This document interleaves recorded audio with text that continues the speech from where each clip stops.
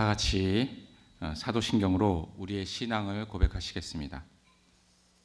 전능하사 천지를 만드신 하나님 아버지를 내가 믿사오며 그 외아들 우리 주 예수 그리스도를 믿사오니 이는 성령으로 잉태하사 동정녀 마리아에게 나시고 본디오 빌라도에게 고난을 받으사 십자가에 못 박혀 죽으시고 장사한 지 사흘 만에 죽은 자 가운데서 다시 살아나시며 하늘에 오르사 전능하신 하나님 우편에 앉아 계시다가 저리로서 산자와 죽은 자를 심판하러 오시리라.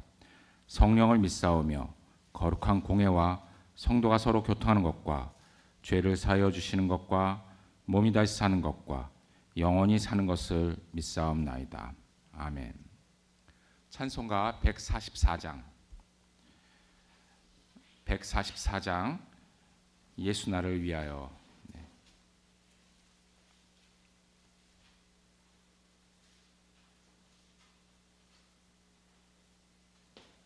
다 찾으셨으면 함께 찬양하시겠습니다.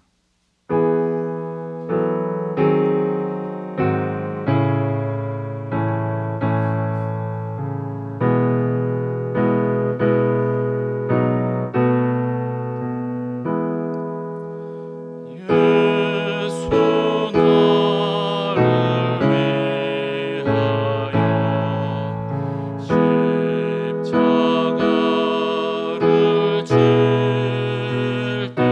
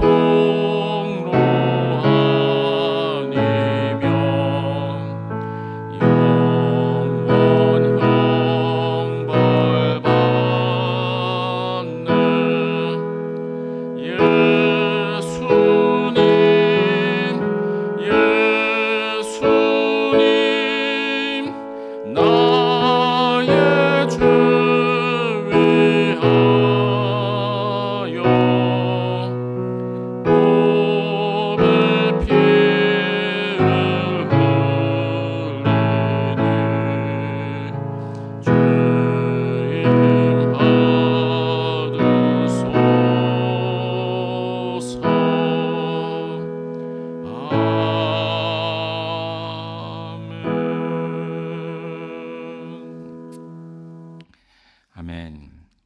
오늘의 본문 말씀은 사도행전 17장 16절로부터 31절까지의 말씀입니다.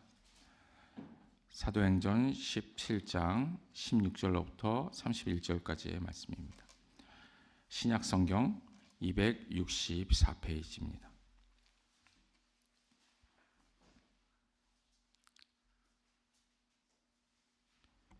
신약성경 264페이지 다 찾으셨으면 함께 봉독하시겠습니다. 바울은 아테네에서 그들을 기다리고 있는 동안에 온 도시가 우상으로 가득 차 있는 것을 보고 격분하였다. 그래서 바울은 회당에서는 유대 사람들과 이방 사람 예배자들과 더불어 토론을 벌였고 또한 광장에서는 만나는 사람들과 날마다 토론하였다. 그리고 몇몇 에피쿠로스 학자와 철학자와 스토아 철학자도 바울과 논쟁하였는데 그 가운데서 몇몇 사람은 이 말쟁이가 도대체 무슨 소리를 하려는 것인가 하고 말하는가 하면 또 몇몇 사람은 그는 외국 신들을 선전하는 사람이다 하고 말하기도 하였다. 그것은 바울이 예수를 전하고 부활을 전하기 때문이었다. 그들은 바울을 붙들어 아레오바고 법정으로 데리고 가서 당신이 말하는 이 새로운 교훈이 무엇인지 우리가 알 수 있겠소. 당신은 우리 귀에 생소한 것을 소개하고 있는데 도대체 그것이 무엇인지 알고 싶소 하고 말하였다. 모든 아테네 사람과 거기에 살고 있는 외국 사람들은 무엇이나 새로운 것을 말하고 듣는 일로만 세월을 보내는 사람들이었다. 바울이 아레오바고 법정 가운데 서서 이렇게 말하였다. 아테네 시민 여러분, 내가 보기에 여러분은 모든 면에서 종교심이 많습니다.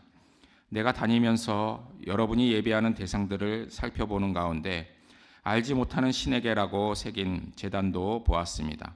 그러므로 나는 여러분이 알지 못하고 예배하는 그 대상을 여러분에게 알려드리겠습니다.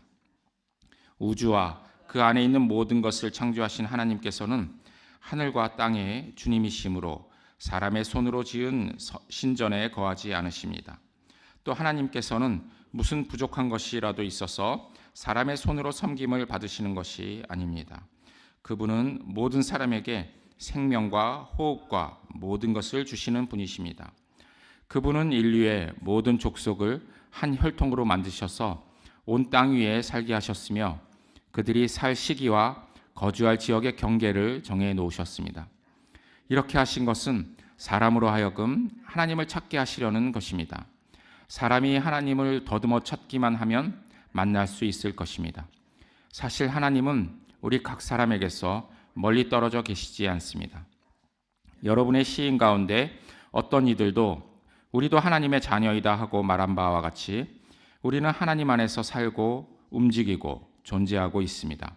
그러므로 하나님의 자녀인 우리는 신을 사람의 기술과 고안으로 금이나 은이나 돌에다가 새겨서 만든 것과 같다고 생각해서는 안 됩니다. 하나님께서는 무지했던 시대에는 눈 감아 주셨지만 이제는 어디에서나 모든 사람에게 회개하라고 명하십니다. 그것은 하나님께서 세계를 정의로 심판하실 날을 정해 놓으셨기 때문입니다. 하나님께서는 자기가 정하신 사람을 내세워서 심판하실 터인데 그를 죽은 사람들 가운데서 살리심으로 모든 사람에게 확신을 주셨습니다. 아멘. 오늘 말씀은 모든 사람에게 믿을 만한 증거를 주심이라는 제목으로 여러분과 함께 말씀을 나누고자 합니다. 이 새벽에 주님을 간절히 찾는 여러분께 주님의 복이 가득하시기를 축원합니다. 본문의 배경은 그리스의 수도 아테네입니다. 아테네 여신을 기념하기 위해서 아테네라는 이름이 붙여진 곳입니다. 이 도시의 전성기 때는 파르테논 신전을 비롯한 수많은 사원들이 지어졌습니다. 그리고 수많은 건축물들이 건축되었습니다. 문학과 철학 그리고 과학, 수사학 등이 매우 발달하였고 민주주의의 기초가 내려지기도 한 곳입니다. 아테네는 스파르타와의 전쟁을 폐암으로 그 황금 시대가 종식되었었습니다. 그러나 그들의 화려한 문화적이고 또 문학적 그리고 역사적인 그러한 명성은 그 이후로도 수세기 동안 계속 지속되었습니다. 당연히 그 도시민들의 자부심은 매우 높았습니다. 오늘 본문의 21절 말씀을 보면 모든 아테네 사람과 거기에 살고 있는 외국 사람들은 무엇이나 새로운 것을 말하고 듣는 일로만 세월을 보내는 사람들이었다라는 말씀을 보면 얼마나 자부심이 높은 사람들이었는지 알 수 있습니다. 그들의 이러한 삶의 태도가 바로 바울로 하여금 격분케 만들었습니다. 마케도니아로 건너와서 우리를 도와달라라는 그러한 마케도니아 사람의 환상을 본 바울은 곧 발칸반도로 배를 타고 넘어갔습니다. 그래서 그쪽 지역 빌립보와 암비볼리 그리고 아볼로니아, 데살로니가 그리고 베레아와 아테네 등지로 돌아다니면서 복음을 전파하였습니다. 이곳은 전부 그리스 지역이죠. 마케도니아 지역입니다. 그러니 당연히 이들이 믿는 신들도 당연히 같았을 것입니다. 그런데도 바울은 이 아테네에 와서 그 온 도시가 우상으로 가득 차 있는 것을 보고 격분하였다라고 말합니다. 다 우상들의 도시인데도 불구하고 특별히 아테네에 대해서 그렇게 생각을 했습니다. 저는 이 바울이 격분한 이유가 23절에 있다고 생각을 합니다. 내가 다니면서 여러분이 예배하는 대상들을 살펴보는 가운데 알지 못하는 신에게라고 새긴 제단도 보았습니다. 라고 한 그 말이 바울을 격분케 했다라고 그렇게 생각을 합니다. 다른 곳보다 우상 숭배에 대한 그러한 사상이 더 심각하게 느껴지는 그 글귀라고 할 수 있습니다. 이렇게 분노한 바울은 회당에서 유대 사람들과 그리고 이방 사람 예배자들, 즉 경건한 그리스인들과 더불어서 토론을 벌였습니다. 옛날 회당에서는 어떻게 예배를 드렸냐면 그 유대인들과 그리고 할례 받은 이방인들은 이 가운데 중심에 앉아 있었고, 그리고 여기 나온 경건한 이방 사람 예배자들은 그 가에 이렇게 둘러서 이렇게 앉아서 예배를 드렸습니다. 그러니까 이제 좀 이렇게 나뉘어져 있었죠. 그들은 할례 받지는 않고 그러나 이제 유대교에 이렇게 들어온 사람들입니다. 그러한 사람들을 경건한 이방인들 이렇게 얘기를 합니다. 어쨌든 이런 이들과 이렇게 바울은 이제 토론을 벌였습니다. 그리고 또 광장에 나가서 만나는 사람들과 날마다 토론을 했습니다.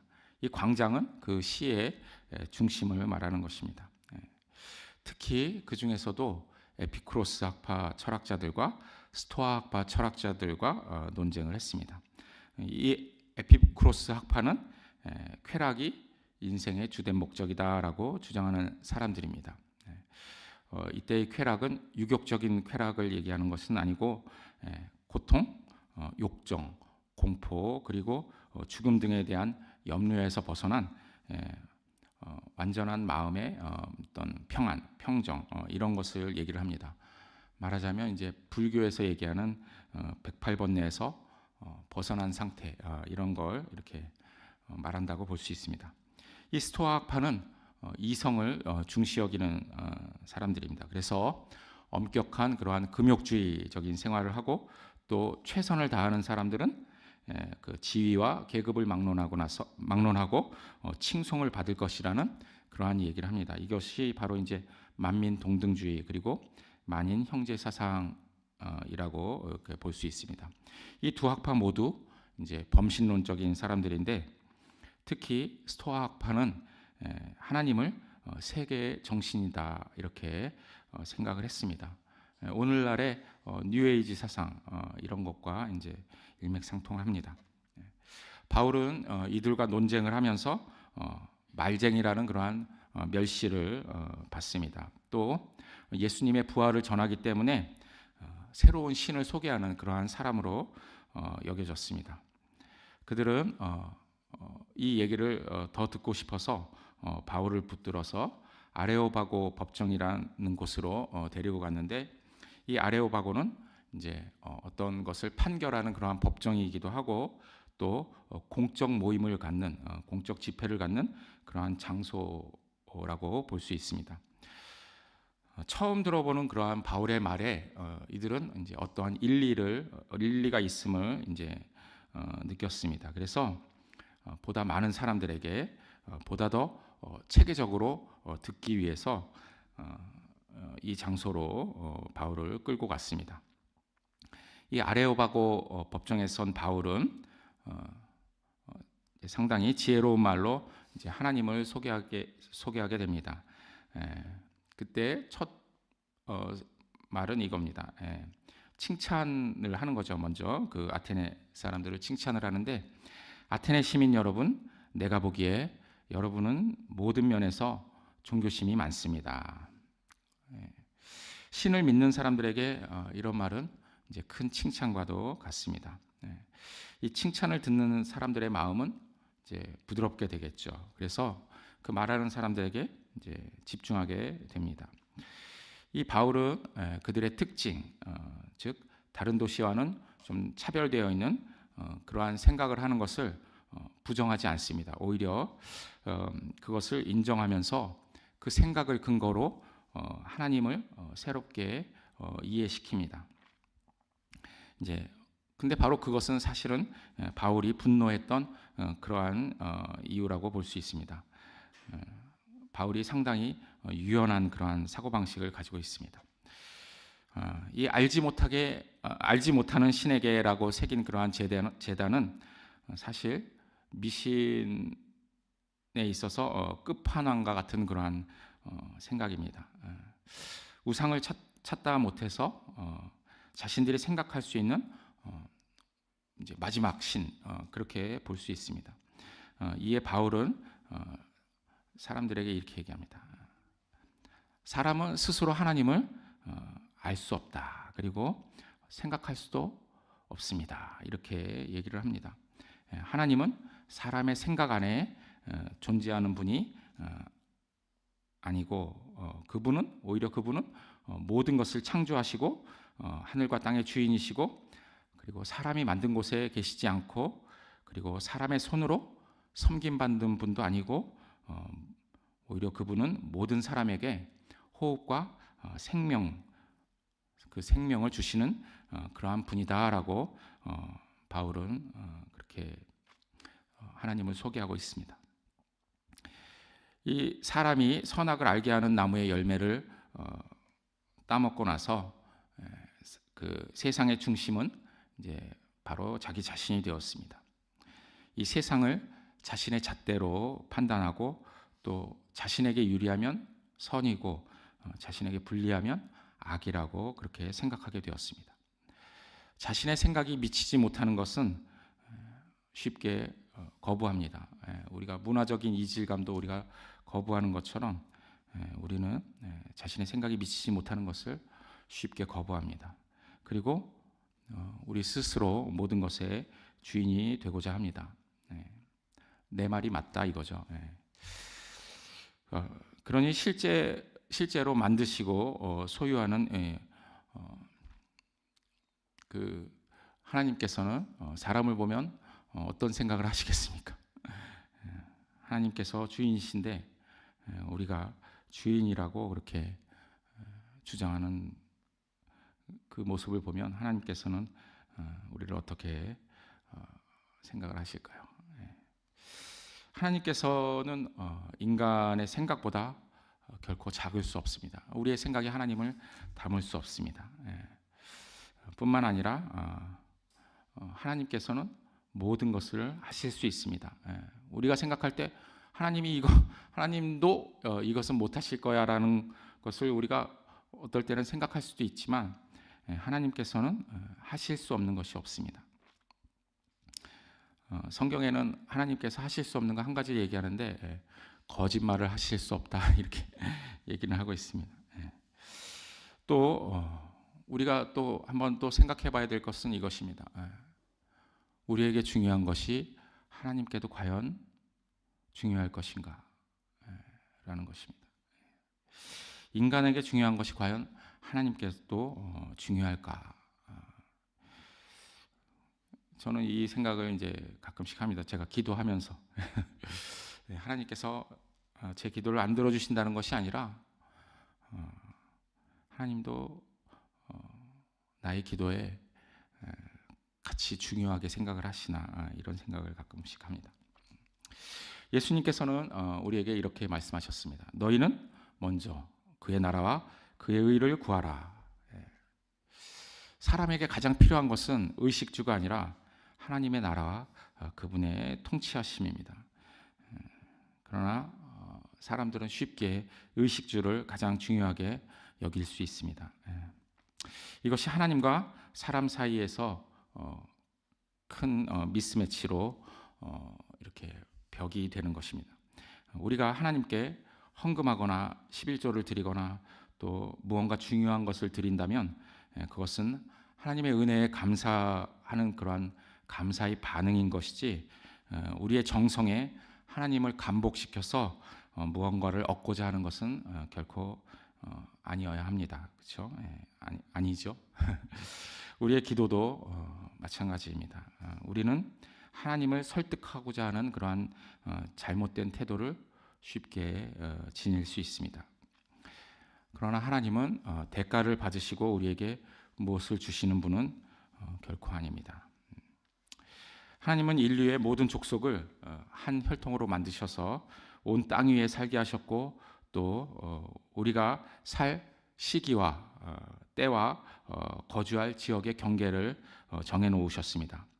각 나라와 민족에게 주신 땅도 하나님의 것이고 또 우리의 모든 시대도 다 하나님의 것입니다. 결코 인간들이 만들어 나가는 것이 아닙니다. 이렇게 하신 것은 사람으로 하여금 하나님을 찾게 하시려는 그러한 것입니다.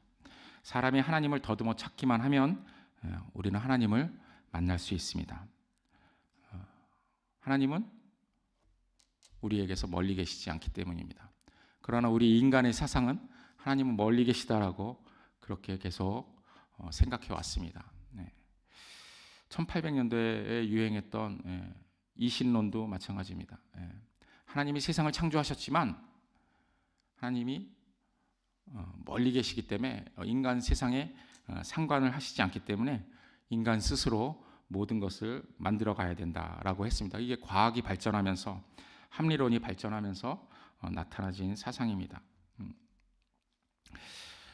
하나님께서는 인류의 흥망성쇠를 통해서 또 인류의 한계를 통해서 하나님 자신을 드러내십니다. 각자에게 줄로 재어서 우리에게 처소를 정해 주십니다. 시편 16편 5절부터 7절에는 이렇게 말씀합니다. 여호와는 나의 산업과 나의 잔의 소득이시니 나의 분깃을 지키나이다. 내게 줄로 재어준 구역은 아름다운 곳에 있으며 나의 기업이 실로 아름답도다. 나를 훈계하신 여호와를 송축할지라 밤마다 내 양심이 나를 교훈하도다. 이렇게 말씀하신 것을 보면 우리가 하나님과 어떻게 동행해야 하는지 알 수 있습니다. 그분이 우리에게 허락하신 경계를 만족하고 또 그 경계에서 우리의 양심이 훈계를 듣는다면 우리는 여호와 하나님을 비로소 찬송하게 되는 것입니다. 이 성경은 우리가 특별 계시라고 얘기합니다. 그럼 이 세상에 보이는 것들, 우리의 역사들 이런 것을 뭐라고 할까요? 우리가 일반 계시라고 합니다. 우리가 성경을 상고할 때 우리의 삶과 이렇게 비교를 하면서 하나님을 찾아가는 것이 아무래도 더욱더 지혜로운 것이 될 것입니다. 유다서 1장 6절을 보면 사탄의 타락에 대해서 이렇게 나옵니다. 또 그는 자신들의 통치의 영역에서 머물지 않고 그 거처를 떠난 천사들을 그 큰 날의 심판에 붙이시려고 영원한 사슬로 메어서 어둠에 가두어 두셨습니다. 즉 사탄들은 자기들의 처소를, 자기들의 거처를 이렇게 떠났다는 것입니다. 자기들에게 허락된 것 이상을 탐하는 것, 그것이 곧 타락입니다. 소돔과 고모라가 그렇게 그들을 따라해서 멸망했다고 이렇게 말씀하십니다. 우리가 타락했든지 어떻게 하냐면 우리의 원래 처소였던 에덴을 떠났지 않습니까? 그것이 바로 우리의 타락입니다. 원래 인류는 모두 하나님의 자녀입니다. 그렇기 때문에 우리는 하나님 안에서 살고 움직이고 존재합니다. 하나님의 존재를 우리 생각 안에 가둔다면 그것이 곧 우상 숭배입니다. 하나님께서는 무지했던 시대, 곧 예수님께서 오시기 전에는 이것을 눈감아 주셨습니다. 그러나 예수님께서 오신 이후에는 어디에서나 모든 사람에게 회개하라고 명하십니다. 그 이유는 하나님께서 세계를 정의로 심판하실 날을 정해 놓았기 때문입니다. 하나님께서는 자기가 정한 사람, 즉 예수 그리스도를 내세워서 심판하실 것입니다. 그를 죽은 사람들 가운데서 살리심으로 모든 사람에게 하나님께서 심판하시고 구원하신다는 그러한 확신을 주셨습니다. 이것이 바로 부활에 대한 말씀입니다. 이 부활에 대한 말씀은 사실상 사람들을 갈라놓습니다. 이것을 듣고서 비웃는 자들, 그리고 또 관심 있는 자들, 이렇게 불신자와 신자로 나누십니다. 이 말씀 자체가 이미 심판이기 때문입니다. 그렇기 때문에 우리가 전해야 할 말씀은 바로 부활입니다. 부활이야말로 하나님의 궁극적인 심판의 표적이고 또 확신입니다. 하나님께서는 반드시 세상을 심판하실 것입니다. 왜냐하면 모든 나라가 주의 소유이기 때문입니다. 이 심판은 결코 우리의 두려움이 아닙니다. 오히려 기쁨입니다. 우리 모두는 하나님의 자녀이기 때문입니다. 그렇기 때문에 우리가 전하는 도는 복음, 곧 기쁜 소식이 됩니다. 두려워하라는 그러한 도가 아닙니다. 우리가 부활을 전할 때마다 하나님의 소유는 새롭게 세상에 드러나게 될 것이고 또 사탄의 미혹은 물리치게 될 줄로 믿습니다. 우리 예담의 형제자매는 이 부활의 도를 전하기에 더욱더 힘쓰는, 더욱더 부지런하게 사는 그러한 주님의 자녀들이 되길 주님의 이름으로 축원합니다. 기도하시겠습니다. 하나님 아버지, 예수 그리스도로 말미암아 우리를 자녀 삼으시고 우리에게 새 생명 주심에 감사드립니다. 주님의 자녀로서 부활에 참여하게 된 새로운 피조물로서 이 세상이 주님의 것임을 선포하는 사명을 잘 감당하도록 오늘도 새 힘 주시옵소서. 예수 그리스도 이름으로 기도 올립니다. 아멘.